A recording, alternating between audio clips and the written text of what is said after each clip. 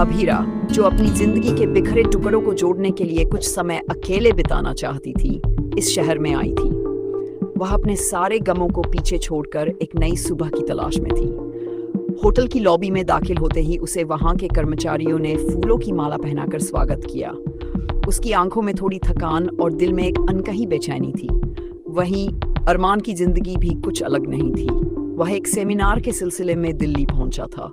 दिलचस्प बात यह थी कि उसने भी अनजाने में उसी होटल में अपना कमरा बुक किया था। होटल की लॉबी में कदम रखते ही उसने सामने से आती अभीरा को देखा। उसकी आंखें खुशी से चमक उठी। अभीरा उसे देखकर एक पल के लिए ठिठक गई। तुम यहाँ? उसने सवाल किया।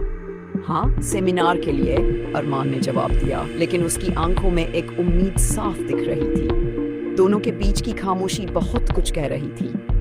होटल के कर्मचारियों ने जब उन्हें उनके कमरे दिए तो अरमान ने जानबूझकर अपने लिए अभीरा के कमरे के ठीक बगल वाला कमरा लिया। रात होते ही अरमान ने हिम्मत जुटाई और अभीरा के दरवाजे पर दस्तक दी। अभीरा ने दरवाजा खोला और उसे देखा। अब क्या है अरमान? उसकी आवाज में नाराजगी थी, लेकिन उसकी आंखों में दर्द छिपा हुआ था। बस बात करनी है, आखिरी बार, अरमान ने विनती की। अभीरा ने गहरी सांस ली और कहा, ठीक है। दोनों होटल की छत पर गए। चांदनी रात थी और सर्द हवा चल रही थी। अरमान ने अपनी गलतियों के लिए माफी मांगी। मैंने तुम्हें बहुत दुख दिया है, लेकिन सच कहूं तो मैं आज भी तुम्हें उतना ही चाहता हूँ। मुझे एक और मौका दो।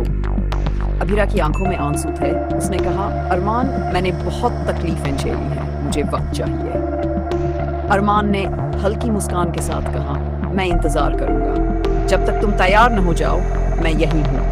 दिल्ली की बारात सिर्फ दो लोगों की कहानी नहीं थी, बल्कि किस्मत के लिखे हुए एक नए अध्याय की शुरुआत थी।